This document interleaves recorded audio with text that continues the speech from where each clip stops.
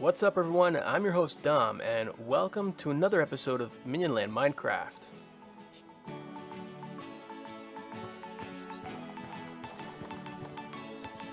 Alright everyone, as you can see, I'm standing out front of the Saugas Ironworks building, and you can see the shadow casting over it from our mass fusion building.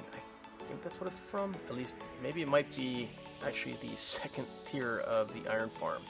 Anyways, this location is getting a little bit closer to being finalized, and it's looking quite good. It's a massive structure, and there's a lot of things going on in here. Now, as you know, this area was built from the inside out. That means that the interior is going to be more like what you would expect in Fallout 4. Of course, as we know, as I've mentioned various times, Bethesda doesn't seem to have a really good correlation with interior and exterior spaces, meaning usually those two don't match. I'm finding that to be the case even in, well, this Minecraft version of the build. You can easily do this by drawing out a sketch of what the actual one would look like as well, and there's some pretty big obvious things that would give it away. As you see, I'm running through the second half of the building. This side is a lot taller, a tier taller than the other first half. And I've actually gotten up to here and made it to the final staging areas where you would cross this threshold and walk into the boss room, where what was his name? Forge? No, Forge is what they were called. I don't remember. But you would come up here, he'd be standing from up here taunting you. I think, I want to say Travis. It's not Travis, though, because that's the guy from Diamond City. The guy who ran away from the farm nearby, the son. And they're taunting each other, just forcing him to push somebody into the vat of lava and all that stuff. As you can see, we're still finishing up this room. And I'll get to this in a moment. Here is the roof. The roof is completely done. And as we can walk this way, if we were to walk out the other door, you see there's this area here. Now this is a little bit longer than what you would find in game. It really should cut off to about here, but as we're finding out, well, the sizing of the building and the interior are totally different beasts.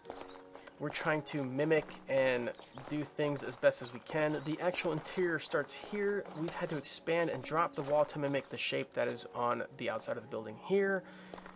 This shouldn't, I don't believe it extends that far out.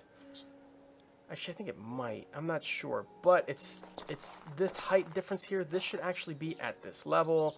It's not. It should extend out this way and should stop, and this shouldn't even be here at this point. This whole section back here shouldn't even be this height in game. So we're already seeing that major difference. From the outside of the building, the first half and the second half of the building are the same height. That's not the case though when you're inside, so big difference there. Something we'll have to fudge while making our Minecraft version. We'll probably have to build a stairway up onto the second level. And as you can see, I started to build these structures here. These in-game actually appear off of the building, off to the side. This shouldn't even be here. So there's a lot of big differences here which we're starting to find, and none of it really makes sense.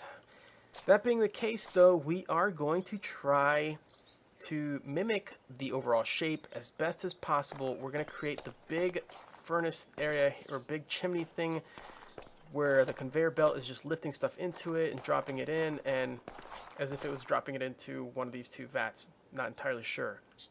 Now again, because the interior and the exterior for this building are so mismatched, we're going to take a page from Bethesda's book and not build a full circular cauldron here, because like I said, guys, this is just becoming a little ridiculous. We're going to do our best to make this building what it is, and hopefully once we're done with the overall structure, we'll complete what we came here to do in the very first place, was make this the location for a super smelting array.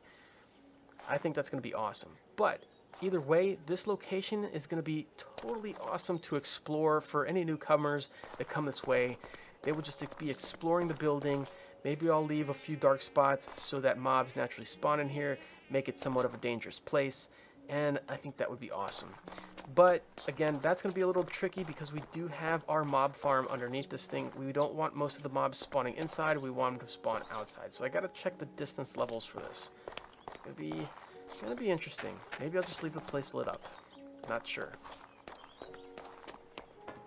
But as I'm running outside of this place, guys, I do want to reiterate, I think I mentioned that I have a lot of big news going on lately. Now, some of it's good, some of it's bad. Depends on you guys. One of which is I've got to switch back to a 2 episode per week upload. As you've noticed, that was the case last week. I only had time to edit 2 episodes, and it's crazy, guys. I gotta tell you, I am getting married soon in the next few months, so there's a lot of preparation going on. There's a lot of things that I need to prep for. That's not dirt. And that's kind of requiring me to spend more time on that. It is draining, guys. If you guys are married, you guys know what I'm talking about.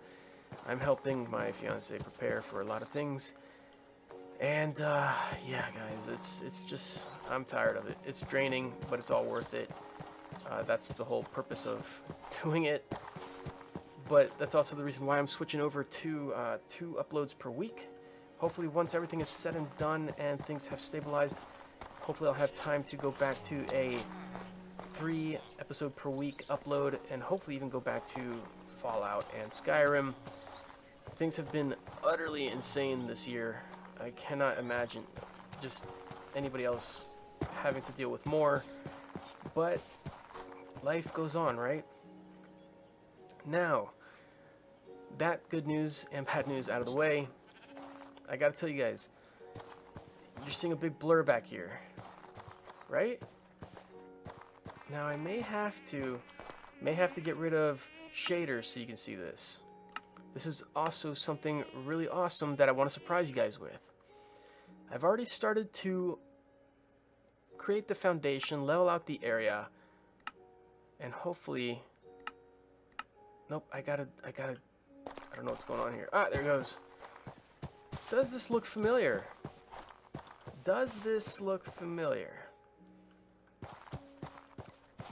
Yes, I've installed Schematica, and we've got a schematic in game. The reason why the Schematica is in place, now I don't know how you guys feel about it. This is my first time using it. Personally, I would have loved to avoid using Schematica and build this completely from scratch. But as I approach, you guys are probably starting to notice what this is if you've played Fallout 4. This is this is none other than Diamond City, where we will build our first city where we can put villagers for shops and stuff like that. And as you can see, we are walking out into the baseball field now, and the centralized power noodles with the famous ramen shop in the center called Power Noodles. And as you can see, there's a lot I gotta remove still, like these red blocks here. There's a lot of terraforming I've been doing for this area. If we look at the map, you can see this giant square I've had to basically block off in our lands.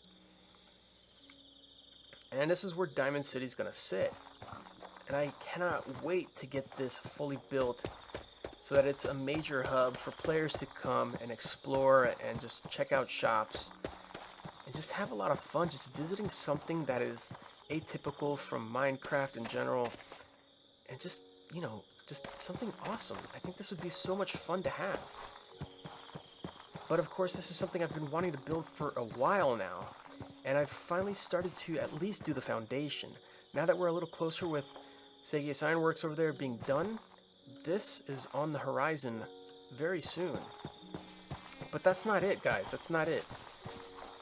Another project that I wanted to tackle before doing this was actually the combat zone. We need to get a PvP area up in our area really soon. And I wanted to find a nestled area between maybe two hills to put it in, but I haven't found that yet. There is one near the Sanctuary Bridge in front of the iron farm here, like somewhere in this area. We could put it in, but we need to push it back beyond our border here. This where is it? Our little red border here, because we cannot have doors within this border. I've mapped out basically the radius of the iron farm as you're seeing in the mini-map. And if doors were placed inside of here, it would basically mess with the center of our iron farm.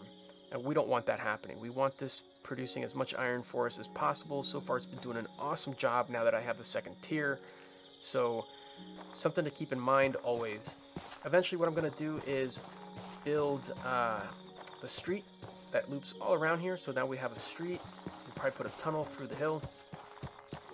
And I'm getting a lot of mobs in the vicinity of me, and I'm trying to avoid them as much as possible. Now, Diamond City is going to be a massive project, guys. It's going to be massive. And I'm going to be using schematica. I'm not going to be building directly off the schematica. I may have to for the most part, just because, well, this is going to be the closest and easiest representation of it. I will be referencing also online images. I will also be referencing the concept art book for Fallout 4. I will also be referencing Fallout 4 itself.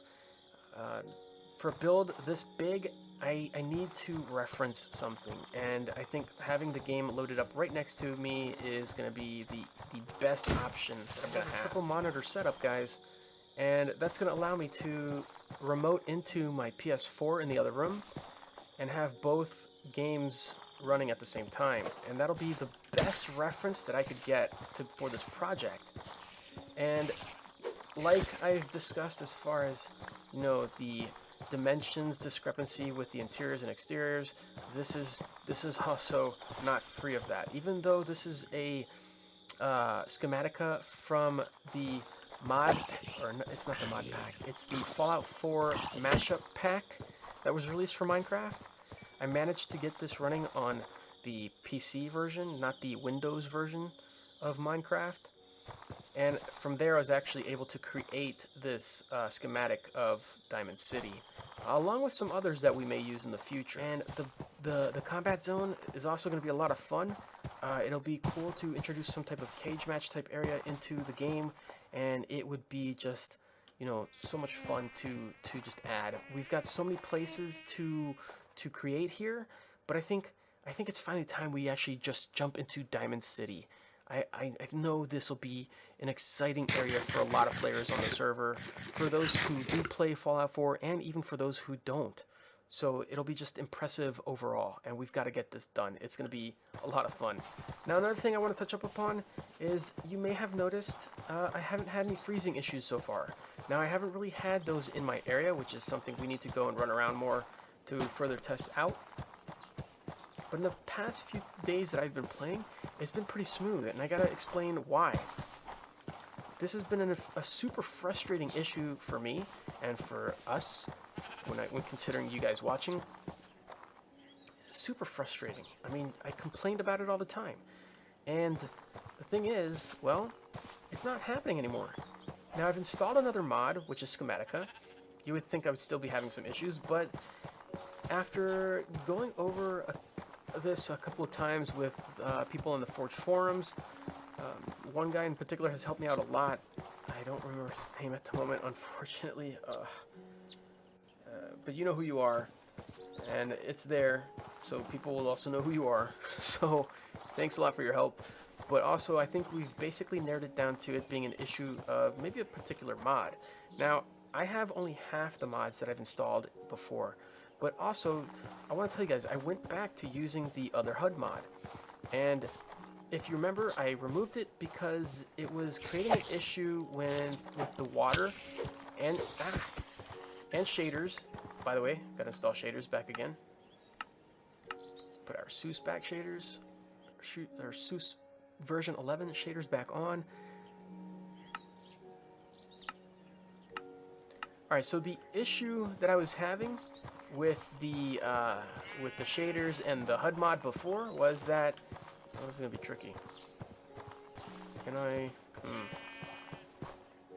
going to have to, let's see if I can do this. Alright, you can kind of see in the background,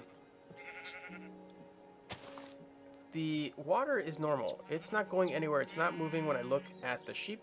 It's probably not the best example. Let's see if I can do this. Yeah, so here we go. And the glass in the background also is not moving. So there's no really ill effects when looking at mobs or entities with shaders on anymore. And that's because if we open up our HUD options, you'll see that there's a breeder indicator, there's also a mob info indicator and horse info indicator. If I turn on any of those, just either one or all of them at once, it gives me that weird issue where the water and glass move over the screen as well, over top the rest of the area while I'm looking at entities, animals, mobs, whatever you want to call them. So we've got that fixed. That's an awesome bonus. Unfortunately, we will no longer be able to look at horse information, which was super useful, like their speed and jump ability and stuff. Unfortunately, that's a drawback from this situation.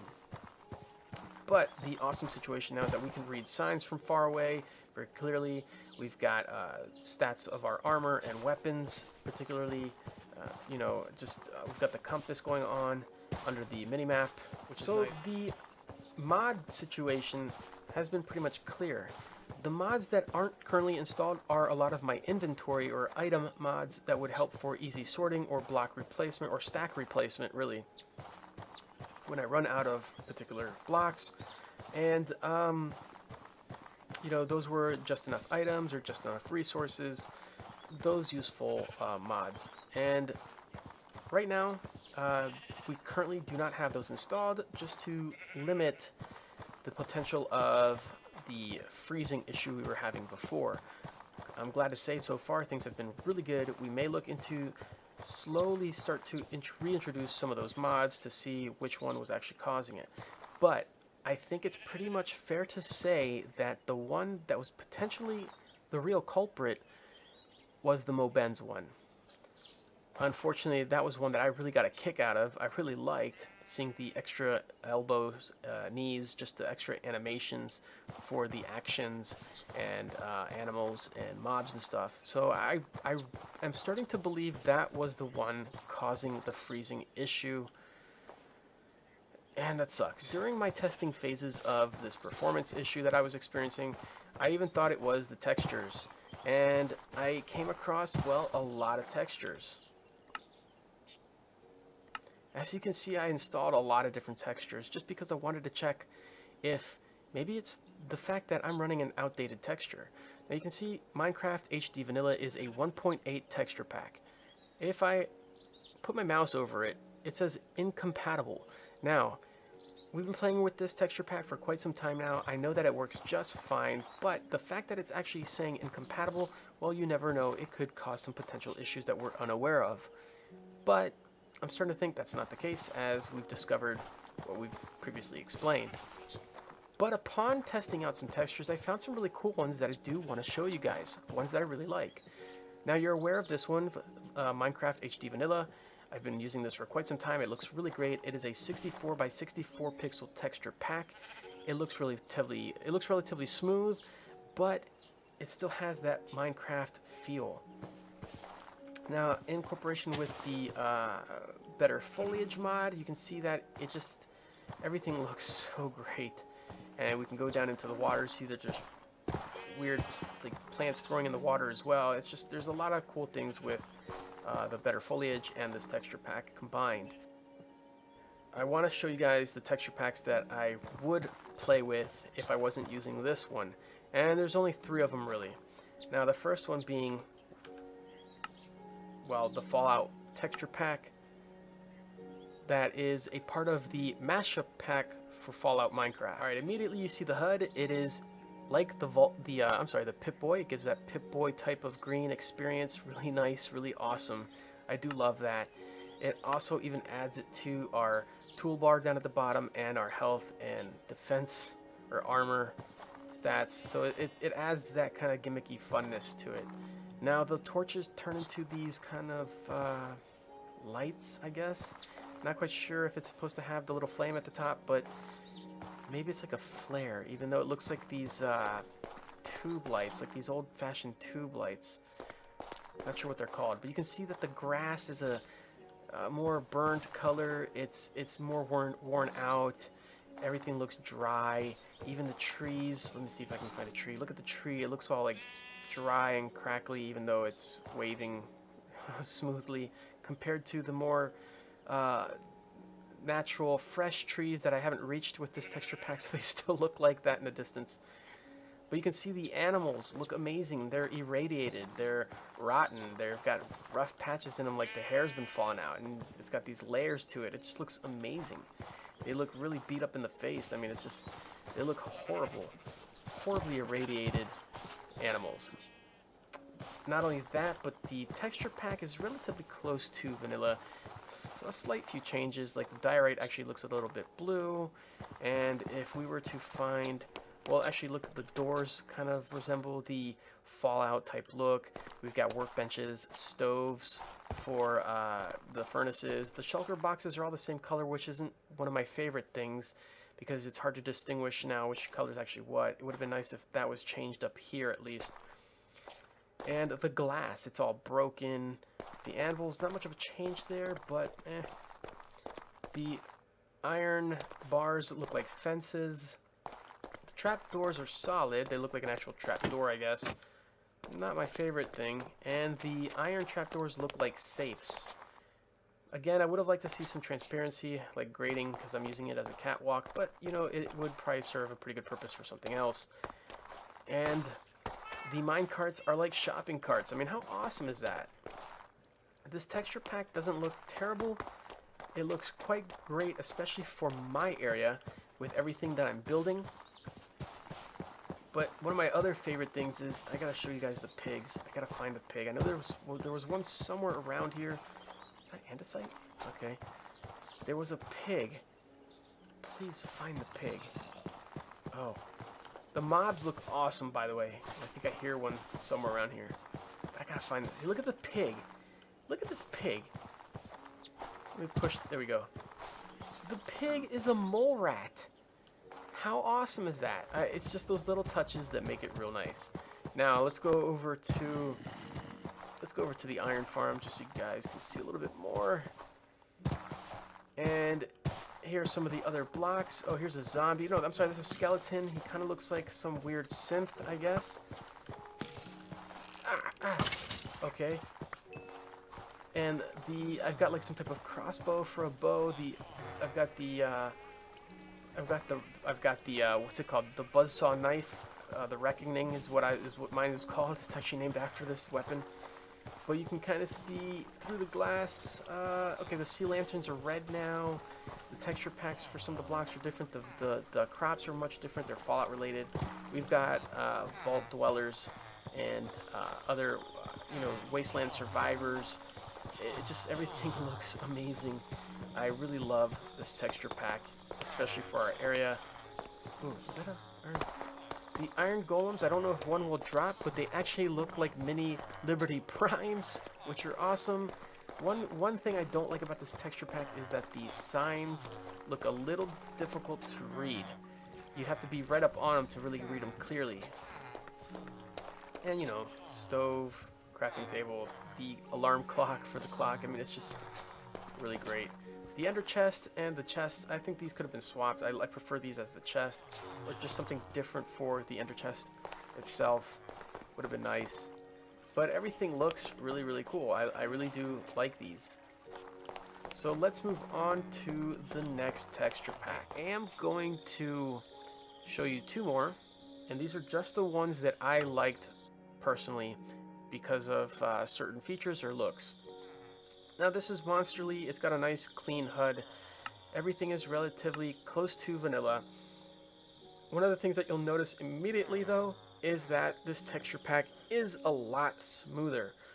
And this is because it is a 32 by 32 texture pack. The Fallout one was 16 by 16. This is a 32 by 32. So you can see it's got the pixels are smaller. The blocks look a lot smoother. And not quite as much pixels as the HD vanilla one.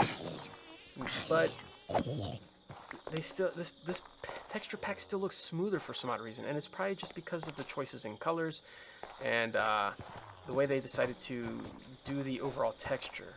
You can see the wool is nice and smooth, barely any texture to it. The stone slabs are a little bit darker than what we would find in even vanilla, but I gotta show you guys, the objects in this texture pack are amazing.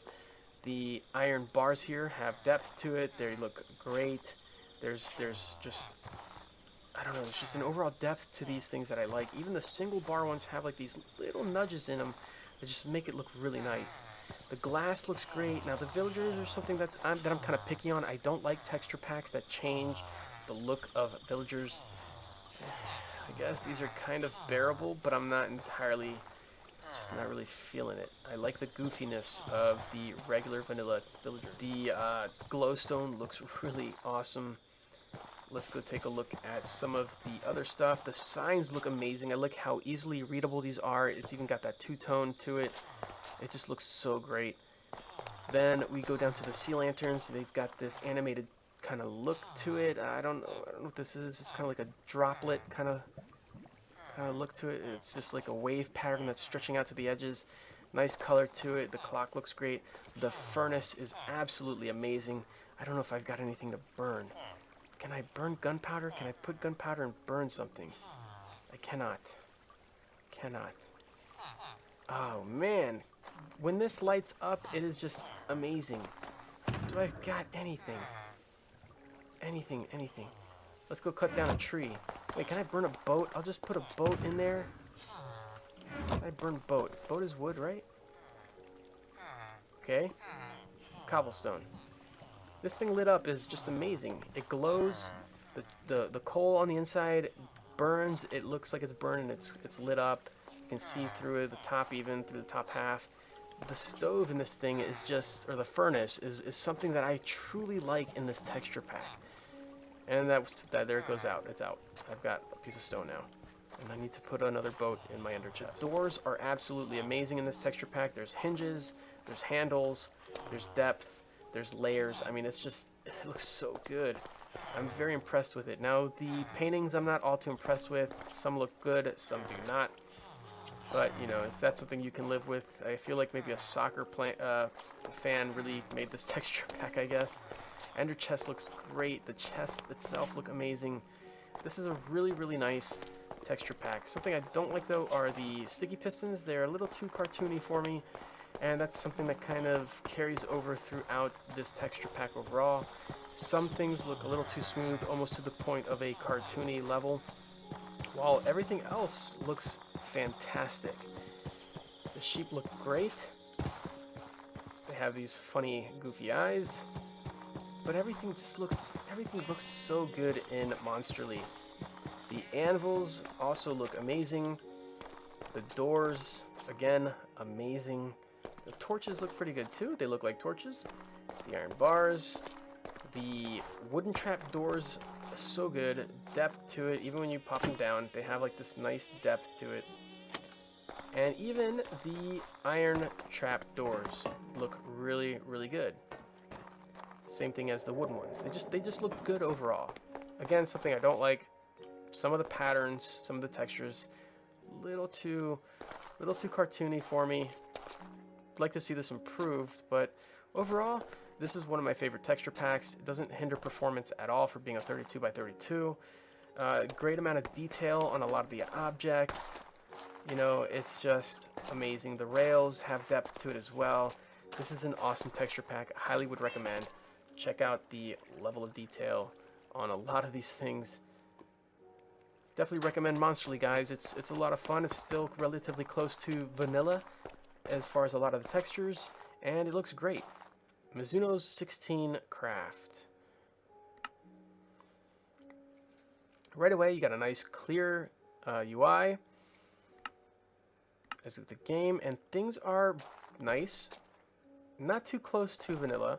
Some things are a little different. The anvil's not changed that much. Now, a lot of things here did change. The shulker boxes are kind of weird. You see that I'm looking at a blue shulker box, but the fruit on top is purple. that to me, it bugs me. And the fact that these don't look like shulker boxes and some look like gift boxes bug me to no end. Now you're looking at light blue hardened clay at the top. It's got some weird outline around the blocks. Looks nice in some situations, but if we take a peek inside, looks weird in other situations. Not sure why that was done, but an awesome feature for this is the lights, the torches. If you place one down on a flat surface, it's like a lantern. You place it on the wall and you got a candle. It's pretty neat. I do like that. I like that a lot. The fact that they considered, hey, let's put these two different objects in different scenarios, and it works really well. I do like that. Now the iron bars, they're a bit flat, but they're more decorative, which is nice. They do look really good. The cobblestone looks pretty good. This is a 16 by 16 texture pack, by the way, guys. So this doesn't hinder, it wouldn't hinder performance at all. Neither did the monster, even though it was a 32 by 32. It's really rare, I feel like. There are some texture packs that are a bit weird, maybe depending on how they're made or put together. Some of them can affect the performance, but for the most part, most of them shouldn't. And, you know, the wooden trapdoors look great. The iron trapdoors don't look that bad either. They're pretty much almost the same, just a little bit different in the center area. Again, some of the clay textures are really weird. Some of them are quite plain, and then some of them have borders. Not sure why that was done. Now, other textures are like the polished dorite. It's got a brick pattern to it. It's very light. The gravel looks really amazing to me. I like the difference in color for stone and cobblestone and the gravel.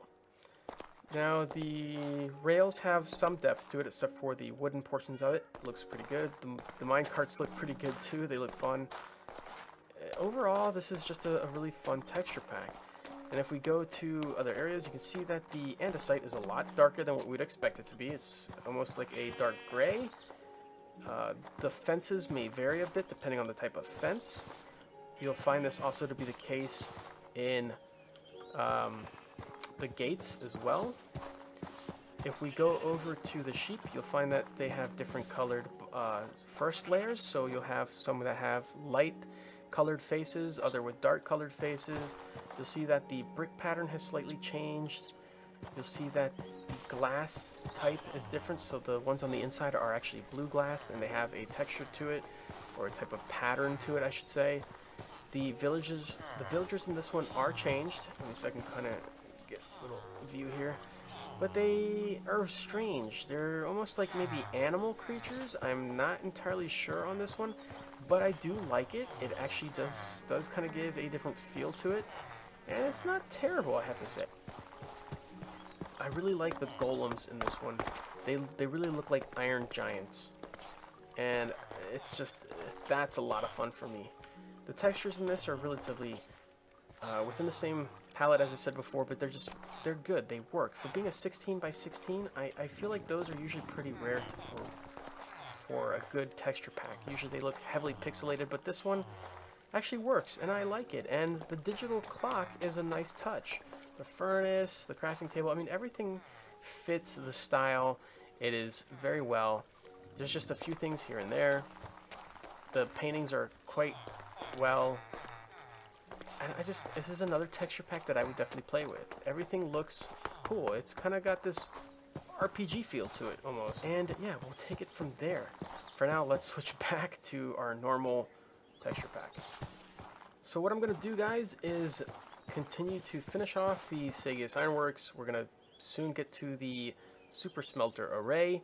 Then I'm also going to continue finishing off the foundation area for Diamond City, and we'll start to get that rolling as quick as possible because that is something I'm super excited for. We also need to confirm our location for the combat zone, and eventually we got to keep going on this spiral. This is another big one that I need to finish and have put off for some time. I am thinking about doing the actual institute below this to make it maybe like a ruined area, like you know, we've discovered them We've discovered them. They're not scared of hiding anymore, even though we blew them up last time. They're coming back, and they're building in the same area, because why hide now that we know that they exist, unlike before. And, well, yeah. Plus, the iron farm needs to be exposed, so it can work properly. So even though we're experiencing some dimensions issues with interiors and exteriors because of the way Bethesda builds their structures, this is pretty accurate to a certain scale for the interior, while the exterior we will have to do our best to at least simulate the overall building structure. We've got a lot of stuff coming our way, guys. We will be working as much as we can on these projects, and hopefully it won't hinder our schedule too much. If I can do 3 episodes a week, I will, but for the most part, please expect 2 moving forward for a little bit of time until all the wedding stuff gets cleared out the way and my work settles down, because that's another big issue too. And yeah, guys, this is going to be awesome, a lot of fun. I can't wait to get more stuff built so I can get more minions out here exploring. It's just going to be so awesome. If you guys like this episode, drop me some likes. Comment your thoughts in the comments field below. Let me know what you guys think about the texture packs I showed you. Let me know what you guys think about the future and upcoming builds. Let me know what you guys think about what you would like to see in general for this area. And yeah, if you guys also know of any other texture packs that you think would also be interesting, I'd be willing to hear and test those out as well. So if you haven't subscribed yet, please subscribe. I appreciate all our views. I appreciate your time. I appreciate all of you for watching. And yeah, I'll see you all next time in the next episodes of Minionland Minecraft. Have a good night, guys. Take it easy.